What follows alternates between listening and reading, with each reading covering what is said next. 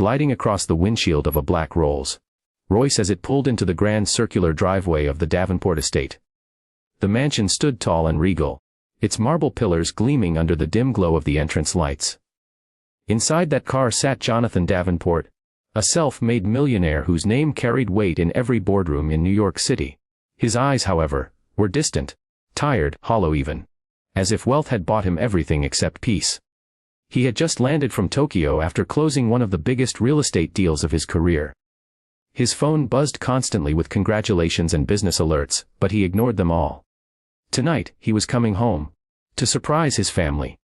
It had been 6 months since he'd seen them last, and his heart carried a quiet hope that maybe, just maybe, he could fix what his long absences had fractured.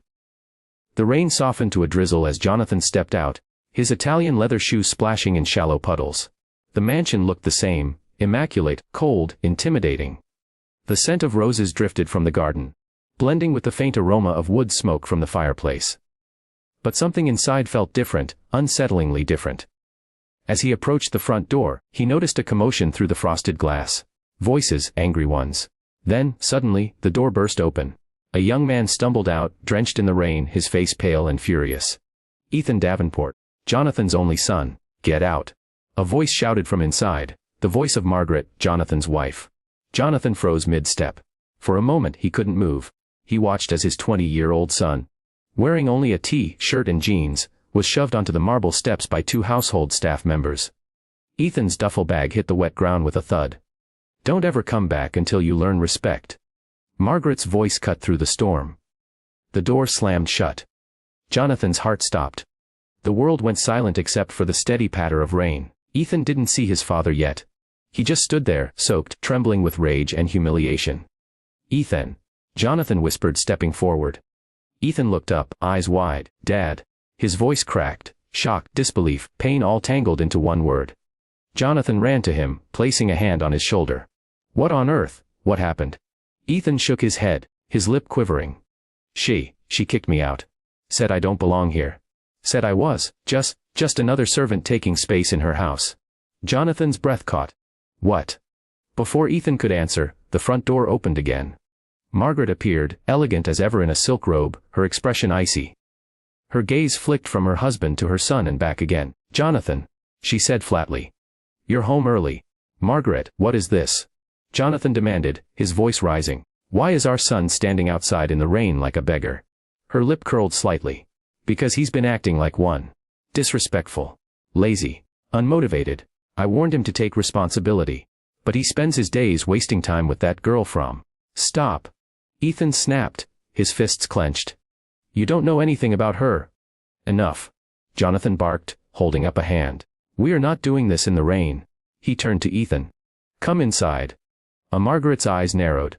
"He's not stepping foot in this house until he apologizes for what he said to me." Jonathan looked at her like she'd spoken another language. "You threw our son out, Margaret." "Our son? Apology or not, you don't throw your child out into the rain." Her tone sharpened. "He's not a child anymore. He's 20, Jonathan. If he's old enough to talk back to me, he's old enough to face the consequences." Ethan's jaw tightened. He turned toward the driveway, his eyes filled with unshed tears. "Don't bother Dad. I'm done." "Ethan, wait." Jonathan stepped forward, but his son was already running down the driveway through the rain, disappearing into the night. For a long moment, Jonathan just stood there, the sound of rain echoing against stone and glass. Then he turned toward his wife, his voice cold, dangerous. "What did you do?" Margaret crossed her arms. "What I had to do. You spoil him, Jonathan. You've been gone for months, and he's gotten worse. Reckless, disrespectful. He needs to learn that money doesn't make him special." Jonathan's eyes darkened.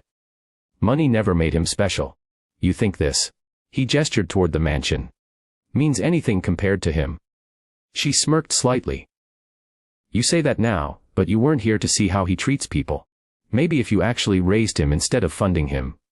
Jonathan's voice cracked like thunder. "Enough." The silence that followed was heavy. Margaret's expression didn't change, but for the first time, there was a flicker of something behind her eyes. Uncertainty. Jonathan stepped closer. "I built this empire for our family. For him. And you." He pointed toward the door. "Humiliated him. Kicked him out like a servant. You have no idea what you've just done. He turned, storming toward his car. Margaret called after him. But he didn't listen. The Rolls-Royce engine roared to life, tires slicing through puddles as Jonathan sped out of the driveway, his heart pounding with fury and fear. He didn't know where Ethan had gone. But he was going to find him.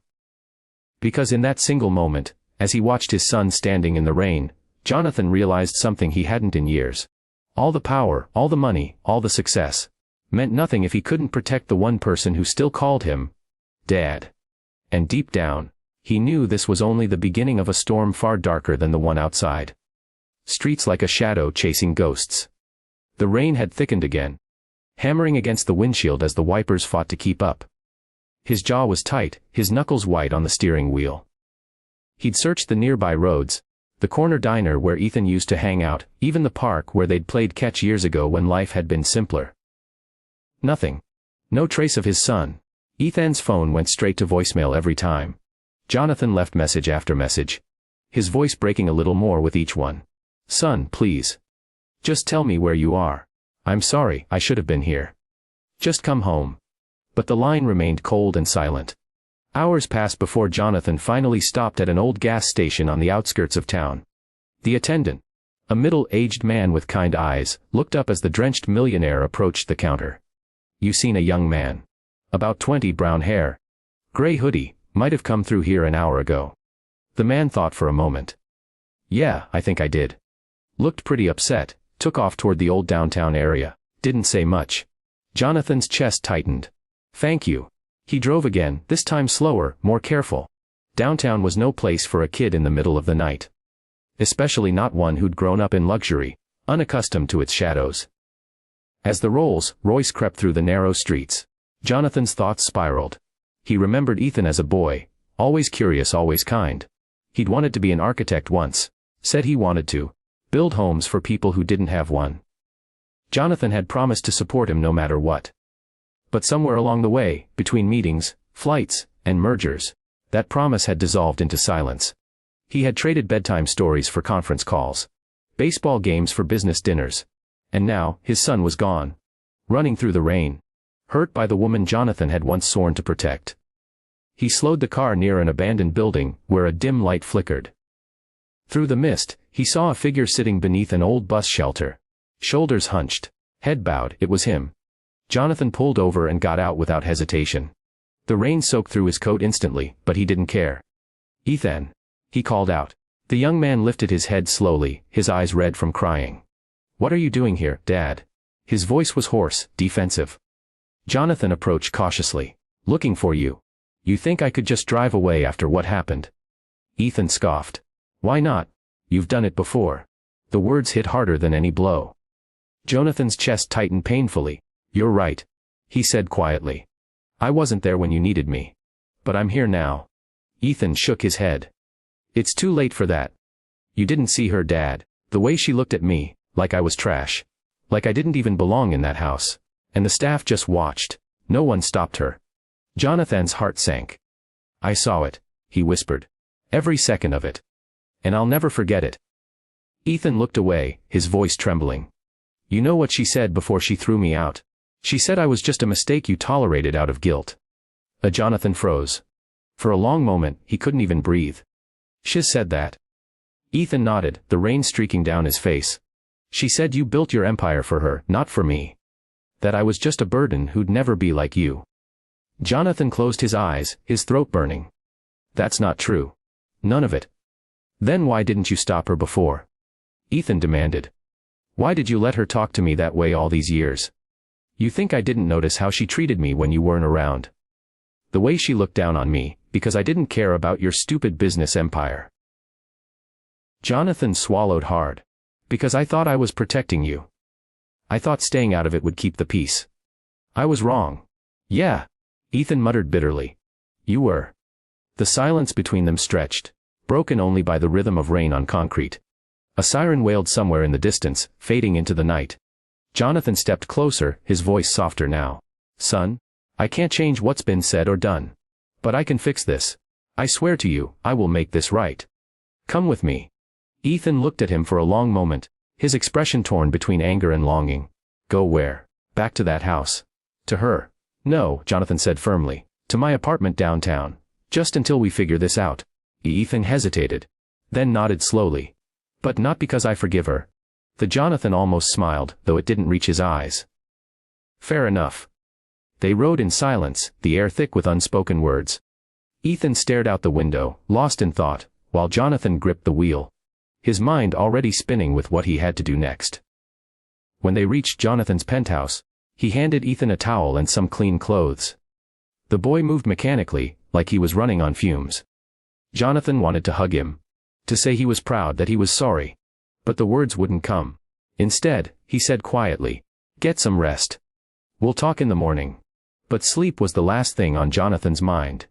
As he sat in the dark living room, watching the city lights shimmer below, one thought consumed him. Margaret had crossed a line that could never be uncrossed. And if she thought this was over, she had no idea who she had just provoked. Because Jonathan Davenport wasn't just a father anymore. He was a man who'd just been reminded what truly mattered. And he was about to risk everything to protect it. Morning broke cold and gray over the Manhattan skyline. Sunlight struggled through heavy clouds, casting a pale glow across Jonathan's penthouse. The storm outside had passed, but inside him, another one was just beginning. He hadn't slept. Not for a minute. He'd spent the night sitting in his study, staring out at the city that had once bowed to him. Contracts, mergers, and markets. All those things that had defined him suddenly felt meaningless compared to what had happened in his own home. Ethan was still asleep in the guest room, his breathing soft and steady. Jonathan watched him for a moment from the doorway. In the dim morning light, his son looked younger. Almost like the boy who used to sneak into his office to show him a drawing of a treehouse, or a model building made from Lego bricks. But the innocence was gone now, replaced by pain. Jonathan closed the door gently and walked to the kitchen. He poured himself a cup of coffee, though it tasted like ash. He knew he couldn't avoid it any longer. This wasn't just about Margaret kicking Ethan out. It was about years of silence, years of pretending his marriage wasn't crumbling behind the polished walls of wealth. He picked up his phone and dialed a familiar number. "Mr. Davenport." Came a voice on the other end. "Good morning, sir." "Morning, Anthony." Jonathan said quietly. "I need you to prepare something for me.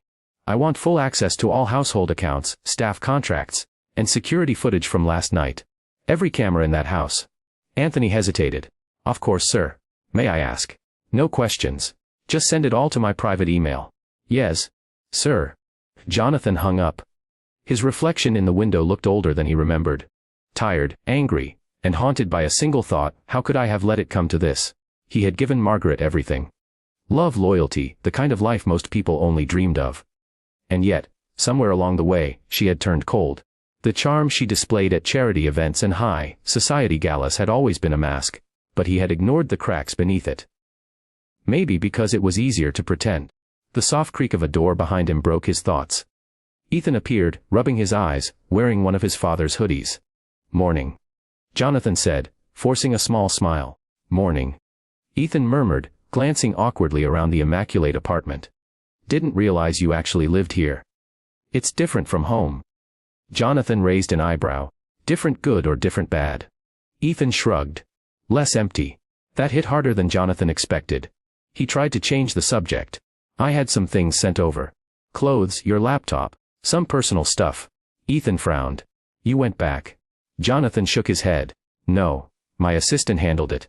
Ethan sighed, dropping onto a stool by the counter. "She's not gonna let this go, Dad. You know how she is.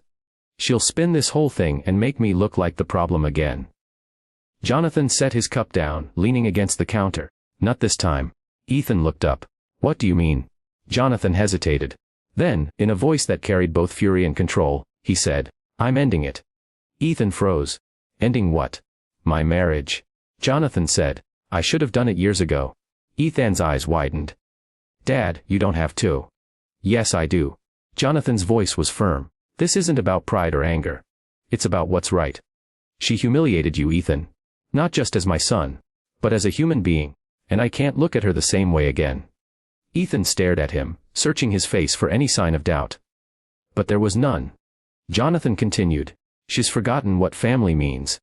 And if she's willing to throw her own son out like that, then she's not the woman I married." Ethan exhaled shakily. I don't want you to ruin your life because of me. Jonathan walked over, placing a hand on his shoulder. You are my life, son.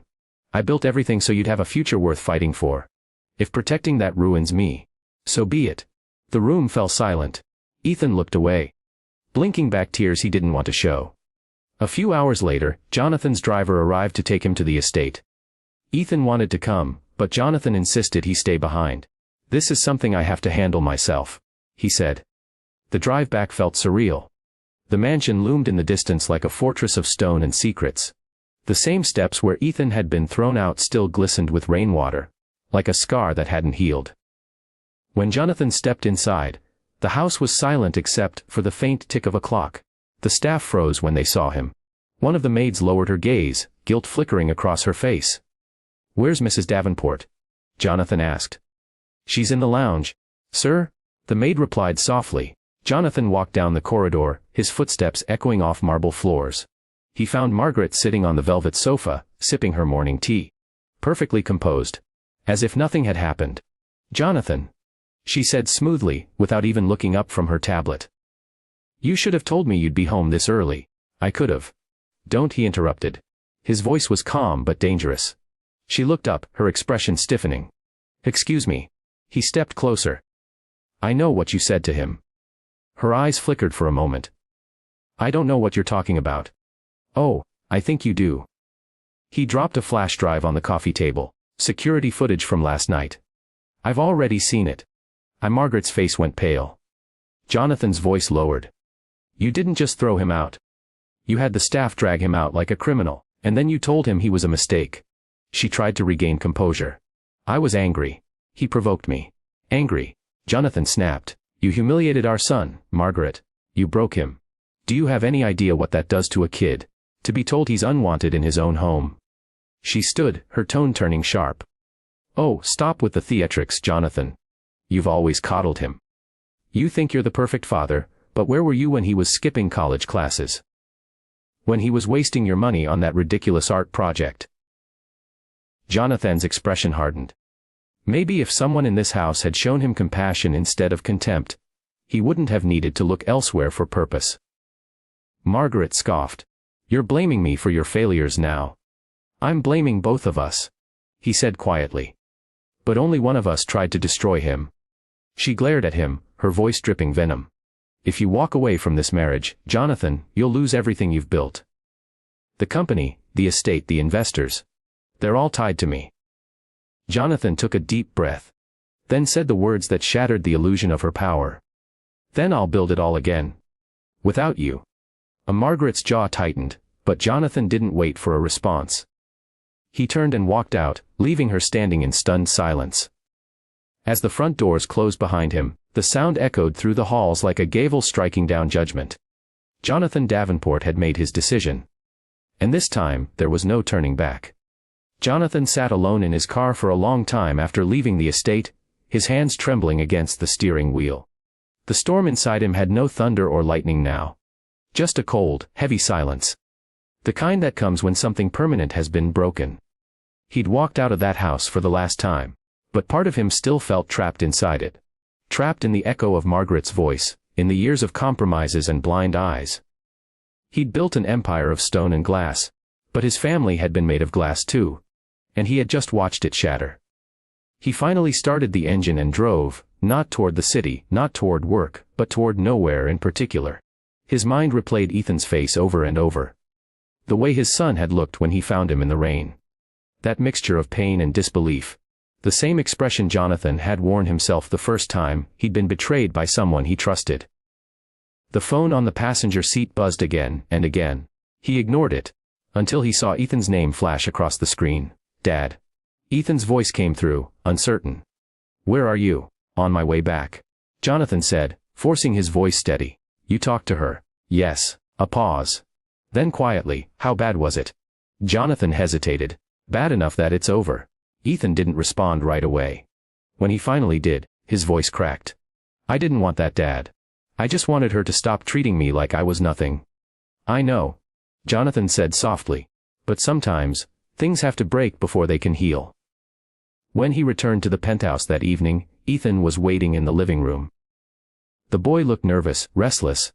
But there was something else in his eyes. Concern. "Dad, I was thinking," he began, "what if we just take some time? Get away from all this for a bit? You've been running nonstop for years. And he trailed off, shrugging. I need to figure out what I'm even doing with my life." Jonathan looked at him, surprised. "You want to leave the city?" "Yeah. Just for a while." Jonathan nodded slowly. "Where would we go?" Ethan smiled faintly. "Remember the cabin upstate? The one Grandpa used to take us to?" Jonathan's face softened. That cabin.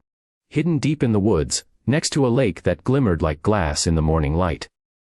It had been years since he'd been there. It was the only place where he'd ever truly felt human. "Yeah," he said. "I remember."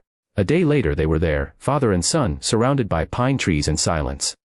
The cabin was dusty, but still standing strong. Jonathan rolled up his sleeves and went to work fixing the shutters while Ethan swept the floors. By nightfall, a fire crackled in the old stone hearth, and for the first time in years, Jonathan laughed. A genuine laugh, raw and unpolished. They cooked a simple meal together. Nothing fancy, just soup and bread. But it felt more satisfying than any five-star dinner he'd ever had. As they ate, Ethan broke the silence. "Dad, can I ask you something?" "Of course. Were you ever happy? I mean, before all the money and the meetings and the travel?" Jonathan leaned back, staring into the fire. The flames danced in his eyes, reflecting memories long buried. "I was," he said. "When your mother and I first started out, we had nothing. We lived in a tiny apartment above a bakery. I worked nights, she waited tables. But we had laughter, we had dreams. Somewhere along the way, I started chasing more. Thinking that if I just earned enough, built enough, we'd never have to struggle again." Ethan watched him quietly. Jonathan continued, his voice low. "But when you build walls around your life to protect what you love, you end up locking yourself inside them too. I didn't realize it until too late." Ethan swallowed hard. "You didn't lose me, Dad." "Not yet." The words hit Jonathan like a breath of air after drowning. He nodded, unable to speak. Outside, the wind whispered through the trees. The rain from the night before had turned the forest floor into a glistening carpet. Jonathan walked out onto the porch, the cool air stinging his skin. He felt alive again. Then his phone buzzed in his pocket. A message. From Margaret. He hesitated before opening it. "You've made a mistake. You think you can just walk away. You're going to regret this." Jonathan stared at the screen, the warmth of the moment fading. He locked the phone and set it aside. But deep down, he knew this wasn't over. Margaret Davenport didn't give up what she believed was hers. Especially not quietly. The next morning proved it. Jonathan was making coffee when the sound of a car engine broke the quiet. He looked out the window and froze. A black Mercedes pulled up the dirt road, stopping just outside the cabin. Margaret stepped out, her heels sinking slightly into the wet ground. Even here, she looked like she belonged on a magazine cover, not in the wilderness. Ethan appeared from the kitchen, confused. "As that?" "Yes," Jonathan said grimly. "Stay inside." He stepped out onto the porch as she approached, clutching her coat against the cold. "Jonathan," she called, her voice sharp but restrained. "How did you find us?" he asked, his tone low. "You forget who I am," she said with a smirk. "You think I wouldn't track my own husband's car?" He crossed his arms. "You shouldn't be here." She ignored that. "One need to talk." "I said everything I needed to." Her expression hardened. "You're making a fool of yourself. Of both of us. Do you realize what people are saying? You walked out on me, for him." She jabbed a manicured finger toward the house. Jonathan's eyes darkened. "That him is your son," she scoffed. "He's your weakness. Always has been. You'll throw everything away for a boy who doesn't even respect you." Jonathan stepped closer until they were inches apart. His voice dropped to a growl. "I'd rather lose everything with him than keep everything with you." For the first time, she faltered. Her eyes flashed with something raw. Fear, maybe. But it lasted only a second before turning to rage. "You'll regret this, Jonathan. I promise you." She turned sharply, marching back to her car. The tires spun in the mud before speeding away down the road, leaving a trail of dust and tension behind her. Jonathan stood there long after she'd gone, the chill creeping through his bones. Because he knew Margaret's promises weren't idle. She was vindictive, resourceful, and dangerous when cornered. And as the sun disappeared behind the trees, Jonathan Davenport realized that protecting his son might soon mean fighting a war he never wanted to start. Surface, but Jonathan could feel the undercurrent of tension everywhere. It was in every ring of his phone, every email notification that appeared on his screen. Margaret was moving, just as he had feared. Methodically, strategically, and with venom masked as sophistication. Ethan noticed the change too. "You've been on edge all day," he said one morning, standing by the cabin window with a mug of coffee in hand. "Is it her?" Jonathan nodded grimly. "She started reaching out to the board. Trying to convince them I'm unfit to run the company." And Ethan frowned. "Can she even do that?" "Technically, no," Jonathan said. "But legally, she's still co-chair. She has influence." He ran a hand through his hair. "And the investors, they listen to her. She knows where to hit me hardest." Ethan's jaw tightened. "She's doing all this just to hurt you." Jonathan looked out at the lake. The reflection of the pine trees rippled across the water. "No, son. She's doing it to win. For her, it's not about love or loss. It's about power. Losing control terrifies her more than losing family ever could." For a while, neither of them spoke. The sound of birds and the whisper of wind through the branches filled the silence. Jonathan closed his eyes and took a deep breath. He hadn't realized how much noise his life had contained until this quiet surrounded him. But peace never lasts long for a man like him. That afternoon, his lawyer arrived at the cabin, driving up the muddy path in a silver SUV. The man looked uneasy, holding a folder clutched to his chest. "Jonathan," he said as he stepped out. "I came as soon as I could." Jonathan motioned him inside. "Tell me." The lawyer hesitated. "She's filed for legal separation. Publicly.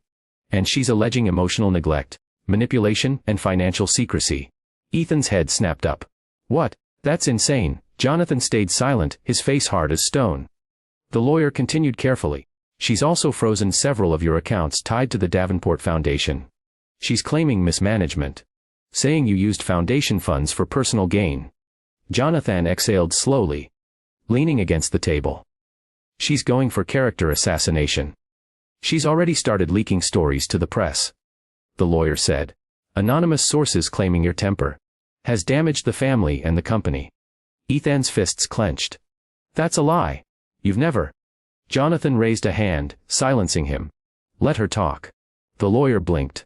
"Sir." Jonathan straightened. "Let her talk. The louder she gets, the easier it'll be to show the world who she really is." The lawyer frowned. "So you're not going to respond?" "Not yet," Jonathan said. "If I defend myself now, it looks like guilt. I need to be patient." Ethan watched his father, both angry and in awe. "You're really not scared, are you?" Jonathan gave a faint, humorless smile. "I've faced worse storms. But this one's personal." That night, Jonathan sat by the fire again, staring into the flames as if they held the answers he needed. Ethan sat nearby, sketching quietly in a notebook. A habit he'd picked up again since they'd come here. "You still draw," Jonathan said after a while. Ethan smiled faintly without looking up. "Helps me think." Jonathan leaned forward. "Let me see." Ethan hesitated before turning the book toward him. It was a drawing of the cabin. Detailed alive, every shadow and reflection captured perfectly. But what caught Jonathan's breath was the figure standing on the porch. A man staring out at the lake, his reflection in the water distorted, broken. "It's you," Ethan said softly. "The way I see you." The Jonathan studied it for a long time, then whispered, "You see too much." Ethan shrugged. "Was I learned from you." For the first time in weeks, Jonathan smiled, not the polished kind he wore for cameras, but something real. "You have talent, son. You always did." Ethan's eyes brightened. "Then why'd you always push me toward business?"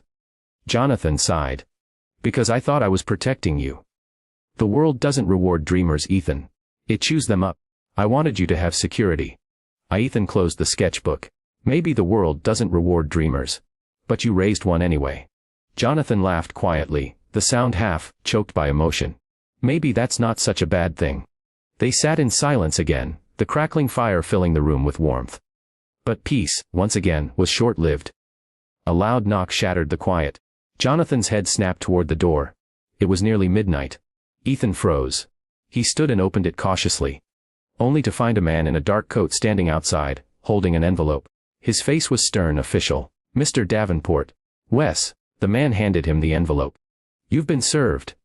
Jonathan stared at it for a moment before the man turned and disappeared into the night. He broke the seal with trembling fingers. Inside were court papers. Margaret's latest strike. This time, she wasn't just coming for his reputation. She was coming for custody of the Davenport name itself. She wanted ownership of the company, the estate, the family foundation. Everything he had built from the ground up. Ethan saw the look on his father's face. What is it? Jonathan handed him the document silently. Ethan's eyes scanned the lines, disbelief twisting into fury. She can't do this. She already has. Jonathan said quietly. Then fight her. Ethan shouted. Take her to court. Call the board, do something. Jonathan's voice stayed calm, almost too calm. I will.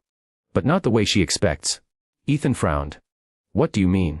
Jonathan's gaze hardened. If she wants war, she'll get one. But I won't fight her with money or lawyers. I'll fight her with truth. He stood, walking to the window. Outside, the wind howled.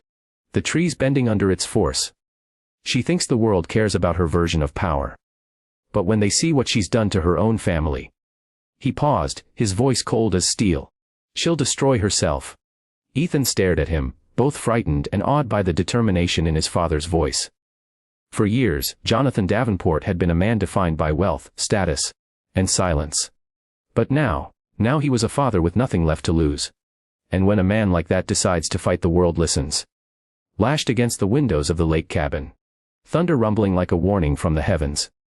Jonathan stood at the window, dressed in a black coat, his reflection merging with the darkness outside. Behind him, the fire burned low, shadows flickering across the room. It had been 3 days since he received the legal papers. 3 days of silence, of preparation, of quiet resolve. Now, he was ready. Are you sure you want to do this? Ethan asked from the couch. His voice carried worry, but also something deeper. Admiration. Jonathan turned. I've spent my life building an empire, son. But I've never stood up for what mattered most. He picked up a small black box from the table. The same one he'd buried years ago after a business merger gone wrong. Inside were letters, photographs, and documents. Proof of everything Margaret had done to manipulate and deceive.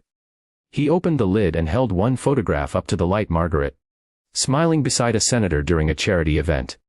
It was the same night she'd secretly funneled foundation funds into her personal accounts. A secret Jonathan had buried to protect the family name. Ethan frowned. You kept all this? Jonathan nodded.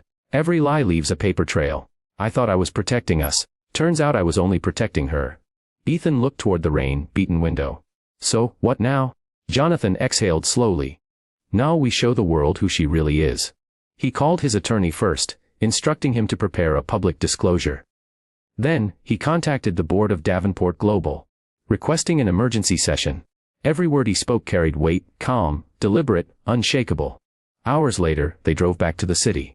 The world outside was gray and washed out, as if the weather itself was mourning what was about to come. When they arrived at the Davenport Tower, cameras were already waiting. News vans lined the street. Word had leaked. Margaret's team had made sure of it. As Jonathan stepped out of the car, reporters shouted questions, microphones thrust forward. Mr. Davenport, how do you respond to the allegations? Are you stepping down from the company? Is it true your wife is filing for full control? Jonathan didn't answer. He just walked through the lobby. His son beside him, head high. The echo of his footsteps seemed to carry all the years of restraint, all the moments he had chosen silence over truth.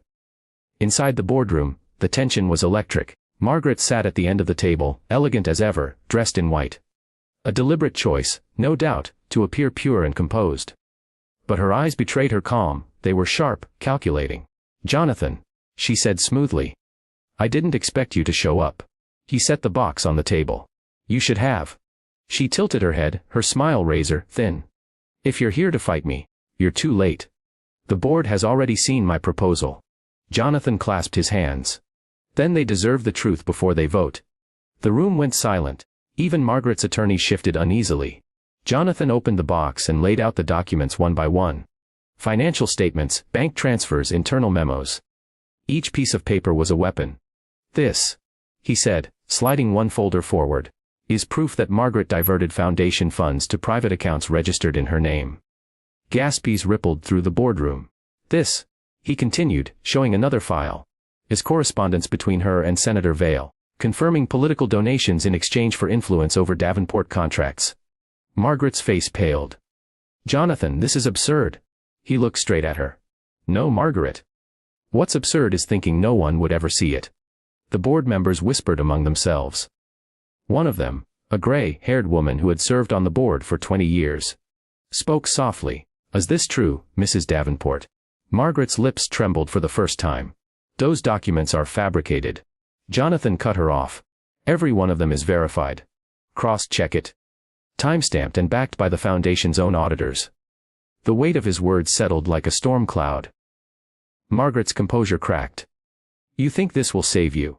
You'll drag your own family through the mud." Jonathan's voice was calm, almost gentle. "No, Margaret. I'm saving what's left of it." He turned toward the board. "I take full responsibility for my silence. I should have stopped her years ago. But I won't let her destroy what this company stands for." One by one, the board members nodded. The chairwoman spoke. "Effective immediately, Mrs. Davenport is suspended pending investigation." Margaret's chair screeched as she stood. "You can't do this." Jonathan met her gaze. "You already did." Security escorted her out as cameras flashed through the glass walls. She screamed his name once. Rage, disbelief, heartbreak all tangled into one. But he didn't flinch. When the door shut, silence fell over the room. Jonathan sat down slowly, his hands trembling. Ethan placed a hand on his shoulder. "It's over, Dad." Jonathan looked at his son. Exhaustion and relief mingling in his eyes. "No, Ethan, it's just beginning." Outside, as they left the building, reporters surged forward again. But this time, Jonathan stopped. He faced the cameras. "For years," he said, his voice steady, "I let silence protect power. Today, that ends. No legacy is worth more than integrity. No family is worth saving if it's built on lies." The world listened. The next morning, the headlines were everywhere. Jonathan Davenport exposes corruption within his own empire. Margaret Davenport faces investigation over Foundation scandal. The fall and redemption of a family dynasty. The weeks later, Jonathan and Ethan returned to the cabin. The lake was still, the world quiet once more. Ethan stood beside his father, watching the sunset bleed gold across the water. "Do you ever regret it?" he asked softly. Jonathan thought for a long time. "No," he said finally. "For the first time in my life, I told the truth. That's something worth losing everything for." Ethan smiled faintly. "You didn't lose everything." Jonathan turned to him. "No." Ethan shook his head. "You still have me." Jonathan's throat tightened. He placed a hand on his son's shoulder. "That's all I ever needed." The wind rustled through the pines. The storm had passed, leaving behind a stillness that felt almost holy. Jonathan closed his eyes, breathed deeply, and let it go, the guilt, the anger, the past.